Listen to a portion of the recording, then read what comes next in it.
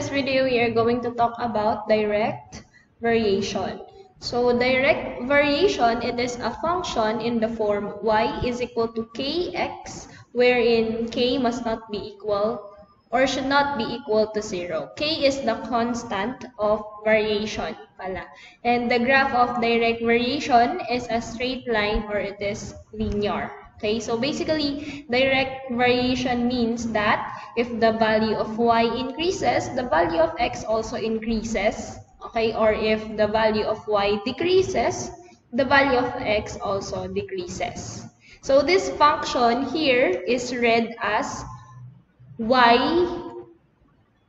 varies directly as x, or it can also be read as y is directly proportional to x. So before we move on how to solve problems regarding direct variation, you need to first know how to translate a variation statement into a formula or a function.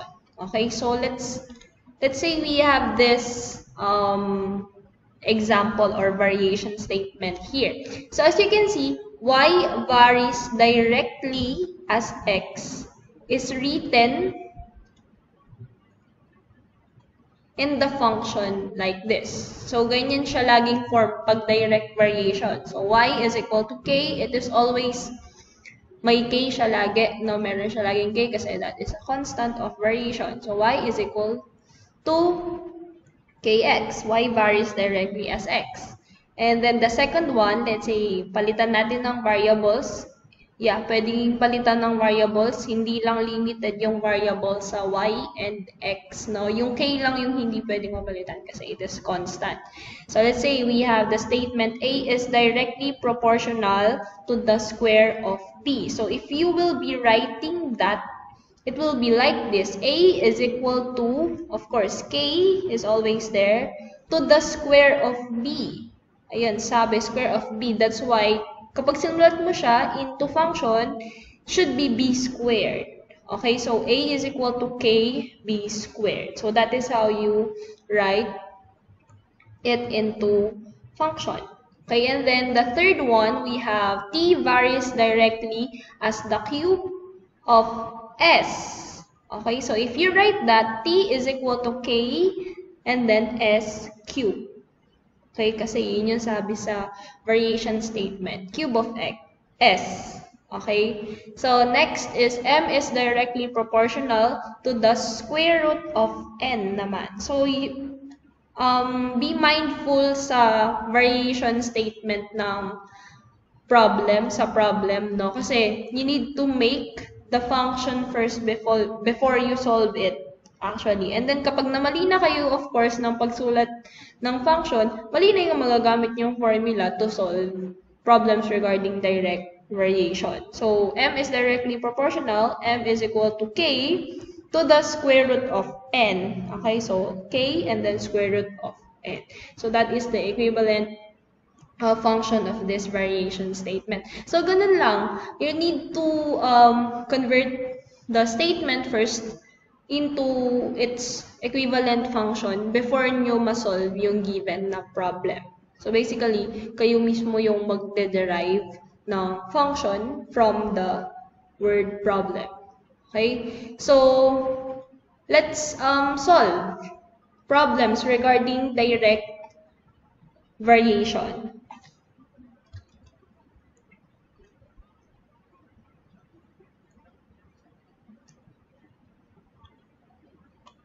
So let's say this is example number 1. And the problem is this.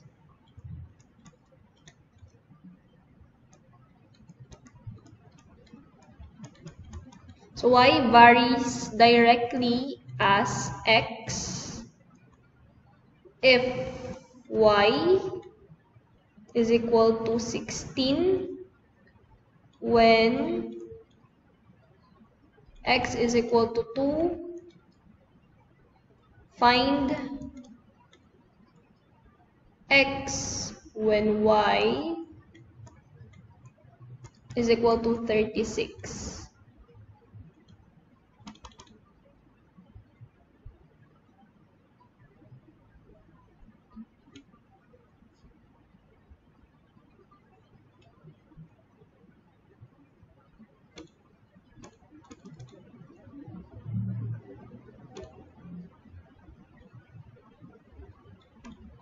So yeah, so that is the first sample problem. Let's say y varies directly as x if y is equal to 16 when x is equal to 2. Find the value of x when y is equal to 36. So basically, when you solve problems involving direct variation, the first thing that you need to do is to derive a function using the variation statement. So in this specific example, no?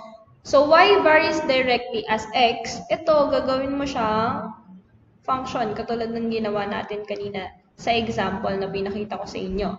So y varies directly as x can be written in the function y is equal to kx. So y is equal to kx, siya yung gagamitin mo na function or formula all throughout to solve this problem, all throughout solving this problem, no? So yan, nakapag-derive na tayo ng function. And then next po na gagawin natin is we need to first find the value of k. Okay? So merong mga sample problems na given na yung value ng k.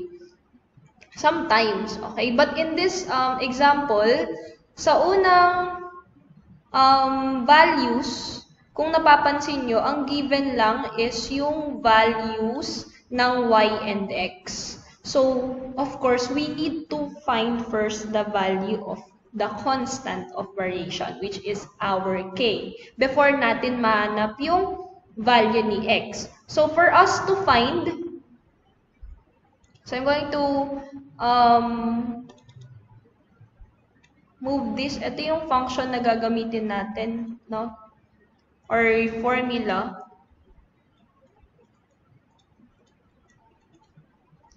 And then, we need yung solution, how to find the value of k. Solution of k.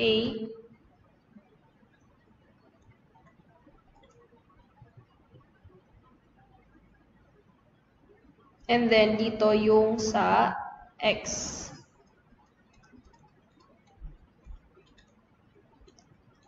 So, we need to find first the value of our k, diba? So, let's find first the solution of k, no? To solve what is the value of x. Kasi yun yung hinahanap natin. So, for us to solve the value of k, we will use our formula. And then, substitute natin yung first values ng y and x, which is 16 and 2. So, using the formula, which is y is equal to kx, palit natin yung unang values ng y and x. So, we have, yung y natin is 16 is equal to k, kasi k yung hinahanap natin na value. And then, ang value ng x natin is 2. So, it can be written like this, no? Dapat mauuna yung number. So, it will be like the coefficient of k. So, i-rewrite natin siya.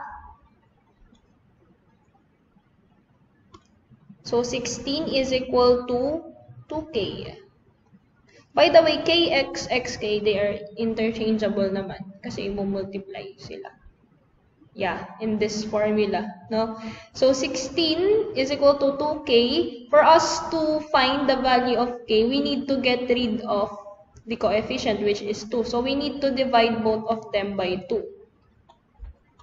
Yan, para ma-cancel si 2 beside k. Now, therefore, k is equal to 16 over 2. That is equal to 8.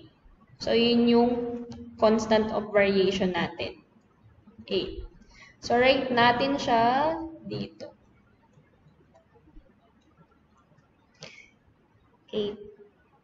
Now, pwede na ba nating isolve yung value ng x? Yes. Kasi meron na tayong constant of variation. So, for us to solve the value of x, gagamitin natin yung same formula.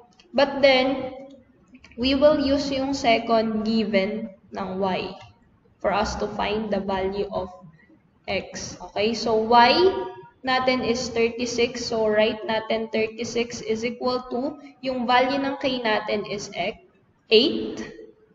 And then, x is yung nawawala. So, 8x. And then, to get rid of the coefficient beside x, we need to divide by 8, of course. And then, divide din natin si 36 by 8.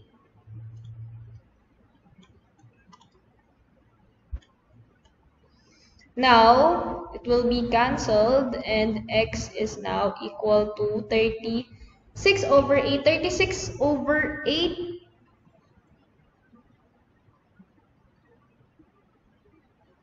is equal to, hindi siya pwede ma-divide, okay? But then, it can be still simplified. So, 36 over 8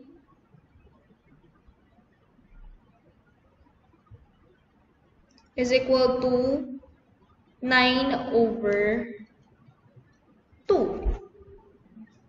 Okay? So, if hindi siya divisible by 8, you can just take a look at your answer kung pwede pa siyang i-simplify. And the answer here is a fraction. So, now, the value of x is equal to 9 over 2. And that will be our answer.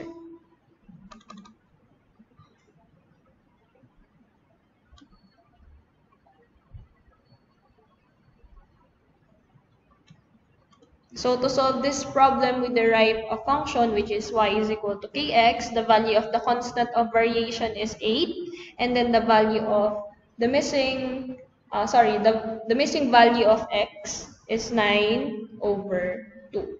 So that's it. We solve a sample problem regarding direct variation. How about another example?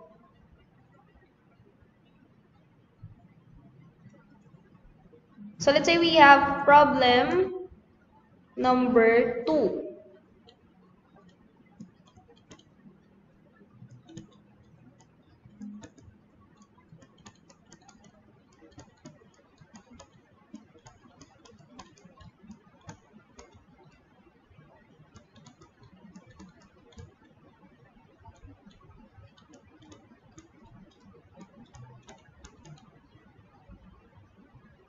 So the problem is a is directly proportional to the square of x if a is equal to 7 when x is equal to 3.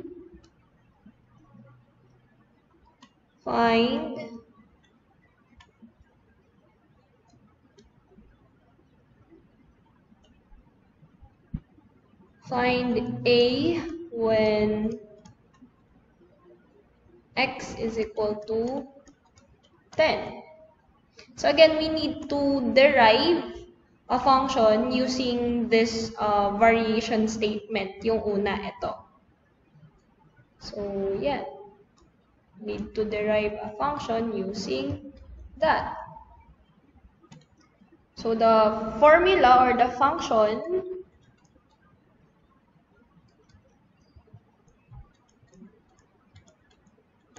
is this. Now, a is directly proportional. So, a is directly proportional to the square of x. So, x squared.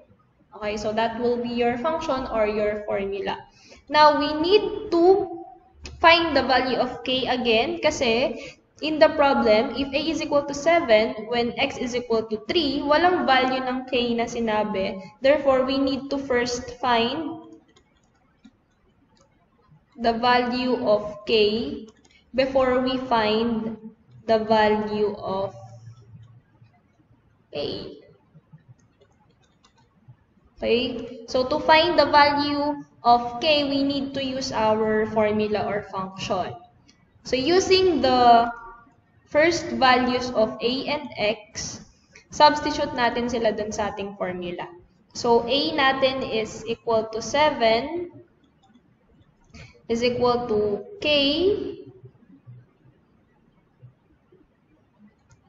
dito, and then x squared. X natin is 3, so we have 3 squared. So, inayos ko na, no, kasi mauuna kasi yung numbers before sa variable. So, inayos ko na siya. And then, we need to simplify 3 squared. We have 7 is equal to 3 squared is 9k. And then, we need to get rid of 9 beside k para makuha natin yung value niya. So, we need to divide both by 9. So now the value of our k is equal to 7 over 9. 7 over 9 is already simplified, therefore we have no problem. 7 over 9 yung value ni k. Now, we need to find the value of A, kasi we already solved the value of K. So, using the second given here in our problem, which is x is equal to 10, gagamitin natin si 10 as the value of x and si 7 over 9 as the value of A for us to find what is the value of A. So, we have A is equal to, yung K natin is 7 over 9, then times x squared. Yung x natin is 10, so 10 squared. And then we now have 7 over 9. 10 squared is equal to 100. Yes, 100. And then, i-multiply natin 7 over 9 times 100. That is equal to 700 over 9. 700 over 9 is already in simplified form. Therefore, that is now the value of your A. Okay, the missing value of our A. So, 700 over 9.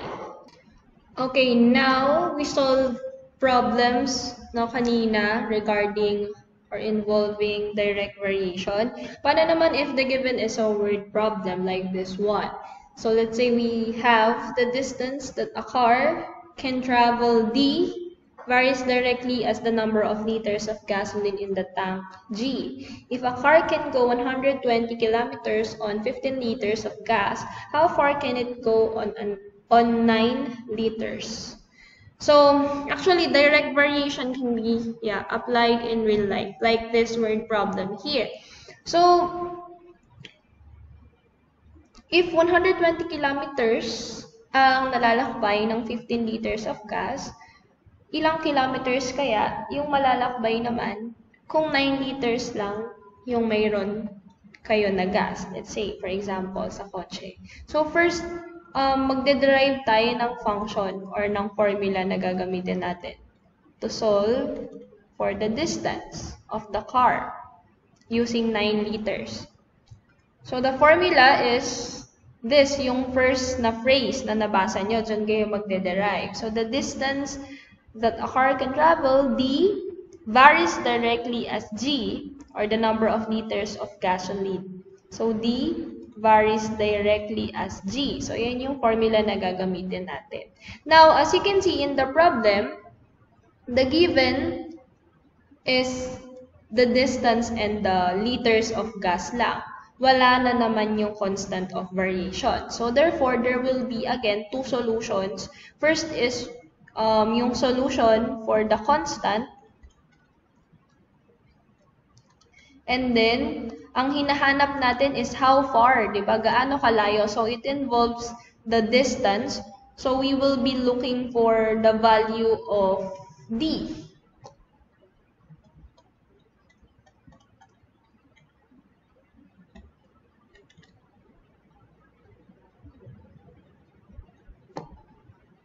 Therefore, let's solve now.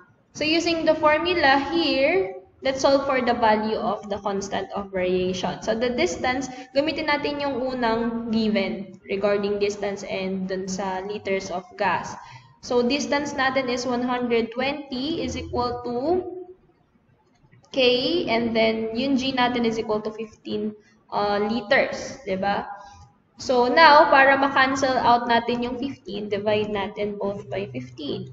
So cancel. The value of K now is equal to 120 over 15, or 120 divided by 15, that is equal to 8. So yun yung constant of variation natin, 8. Now, we can now solve the value of D, which is the distance. Now, using the formula, D is equal to kg.